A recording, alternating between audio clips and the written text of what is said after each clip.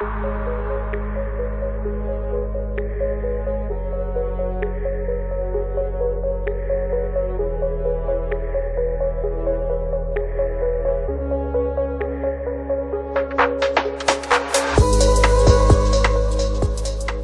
and welcome back to 10 Minutes On, the podcast where we step back from the headlines and try to understand the bigger picture. I'm Guy Burton. I'm a researcher and have worked as an academic at several universities around the world. This podcast is, in part, my way of continuing that habit of explaining things, whether anyone asked for it or not. Each week, I take one issue from the news and do three things: explain what's happening, why it matters, and how it connects to wider developments elsewhere. Now, before we get to this topic for this week, a quick note. I was away last week on a family holiday, which is why there was no podcast last week, but I did return just in time to catch the aftermath of Hungary's election. That result was striking. After 16 years in power, Viktor Orban was voted out, despite extensive efforts over the period to entrench his rule and tilt the system against the opposition. Yet the Tisza party not only won, it secured a supermajority. That gives the incoming Prime Minister, Peter Magyar, significant room to act, including going after figures associated with the previous government. It's a reminder that even heavily managed political systems can still produce surprises. I discussed the Hungarian case in more detail in a recent episode, so if that does interest you, it's worth going back to. But for today, I want to turn to something else. Over the past month, much of the focus has been on the war involving the United States, Israel, and Iran, including Donald Trump's increasingly apocalyptic rhetoric and the shaky ceasefire that was reached last Tuesday. There's no shortage of commentary on the military and political dimensions of the conflict and the ceasefire itself. So instead, I want to look at something slightly different: the economic consequences of the war. And the focus is timely. This week sees the IMF and World Bank spring meetings in Washington, along with the release of the IMF's latest World Economic Outlook, which is later today. The war will likely dominate proceedings. The short version of what is likely to unfold is this: the economic outlook is deteriorating and set to get worse. To understand why, it helps us to go back a year to the last major shock associated with Donald Trump's economic policies. In April last year, he introduced tariffs as part of his America First agenda. The logic was, at best, muddled: raise revenue, restrict imports, and somehow stimulate domestic industry all at once. At the time, there was widespread concern about the potential damage to both the US and the global economy. In practice, the effects were real but less severe than feared.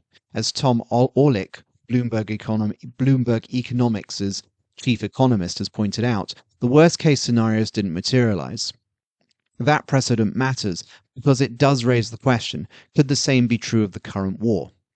Possibly, but there are reasons to think that this situation is more serious. Kristalina Georgieva, the head of the IMF, addressed this directly in her opening remarks ahead of the spring meetings at the end of last week, on the 9th of April. She outlined several possible scenarios for how the conflict could affect the global economy. At one end, there is a relatively optimistic case: a quick stabilization with limited long-term impact. At the other, there's a more pessimistic scenario: sustained disruption to energy markets, higher prices for longer, and a broader knock-on effects across the global economy. Given what happened over the weekend, with the US-Iran talks mediated by Pakistan breaking down, the more negative scenario is looking increasingly plausible. And that has immediate implications for growth. Back in January, the IMF projected global growth of 3.3% for this year. That was relatively upbeat, especially following the imposition of US tariffs earlier in the year. It was driven in part by strong performances in high-tech sectors, especially artificial intelligence, in both Western and Asian economies, along with improving fiscal and monetary conditions. But now those projections look optimistic. There has been some indications ahead of the IMF's report which suggest that even in a baseline scenario, global growth could be reduced by around 0.3 to 0.4 percentage points. If the conflict drags on, the hit could be closer to 1%. That may not sound dramatic, but at the global level, it is significant. Broadly, what is driving these predictions is underlying uncertainty, and more specifically, uncertainty about energy and the knock-on effects that it will have on wider supply chains.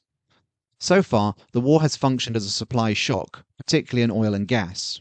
Around 13% of the world's daily oil supply has been disrupted, along with roughly 20% of liquefied natural gas. That has fed directly into prices. Oil, which was around $72 a barrel at the end of February, peaked at around $120 last month. Those price increases ripple outwards. They affect transport costs, production costs, and ultimately consumer prices. They also disrupt supply chains. Fertilizer prices, for example, have risen, which in turn affects agricultural production and food security. And these effects are not evenly distributed, as the IMF has said.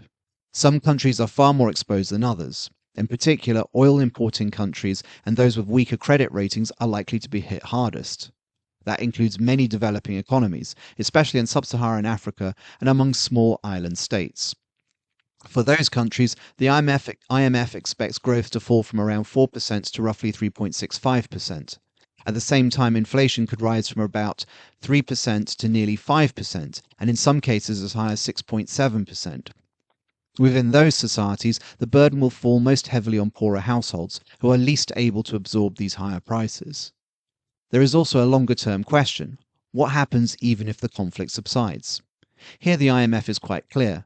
Economies rarely return neatly to where they were before a shock. Instead, they adjust. Georgieva pointed to previous energy crises since the 1970s, which led to lasting changes, including greater energy efficiency and a shift towards alternative energy sources, particularly renewables. We may be seeing something similar now. There are already signs of structural change in global trade routes as well. Since late 2023, Houthi attacks on shipping linked to the Gaza war have reduced traffic through the Red Sea and Suez Canal. That flow has stabilized, but has not returned to previous levels. The same could happen in the Strait of Hormuz. Iran has effectively turned it into a toll point, allowing some tankers through, at a price. Even if that policy is eventually reversed, the damage may already be done. Shipping companies and insurers are unlikely to forget the risks overnight and may continue to avoid the route. So in other words, temporary disruptions can become permanent features. Against this backdrop, the IMF is urging governments not to fall back on inward-looking policies, things like export controls, subsidies or price caps.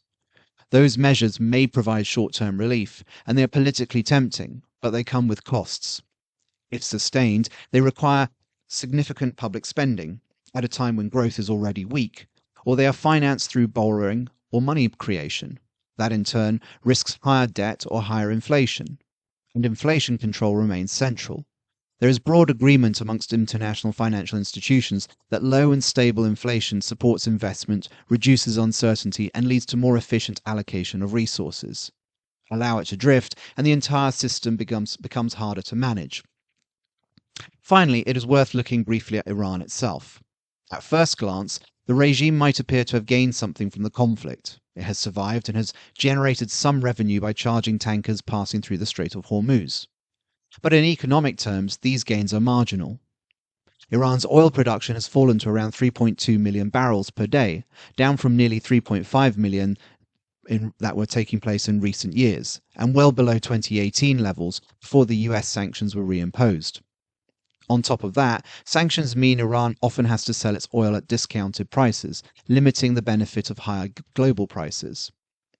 As for the tolls on shipping, estimates suggest revenues in the tens or at most hundreds of millions of dollars. That is not trivial, but it is not transformative either. Meanwhile, the broader economy is under severe strain. Years of sanctions combined with wartime damage to infrastructure have taken their toll. Inflation has surged, businesses are struggling, salaries are going unpaid, and layoffs are increasing. In short, an already fragile economy is deteriorating further. So does that translate into political change? For now, probably not. If anything, the regime appears more entrenched. The new leadership, replacing those killed in targeted strikes, is more hardline, and the government is likely to tighten domestic control even as economic pressures intensify.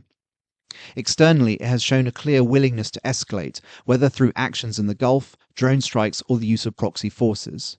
Its agreement to last week's ceasefire does suggest that the regime is under strain and that a temporary halt in hostilities served its interests. But the collapse of follow-on talks in Pakistan highlights how fragile that pause is. There is a real risk that the ceasefire proves largely symbolic, with the conflict resuming, much as in Gaza, where Israel agreed to a ceasefire last October, only for hostilities to continue.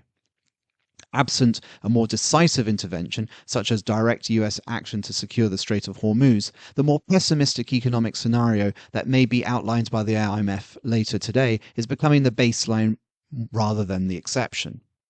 And on that note, I'll leave it there for this week. If you found this episode useful, do consider sharing it, whether with friends, colleagues, or anyone else who might be interested. If you're listening on a platform that allows it, if you could leave a rating or a review, that will also help make the podcast more visible. And as ever, I'm always keen to hear your feedback, what works and what doesn't with the podcast, and what you'd like me to cover in future episodes. You can get in touch with me via Blue Sky, LinkedIn, or through my website at guyburton.net. Thanks for listening, and I'll be back again next Tuesday next week. Goodbye.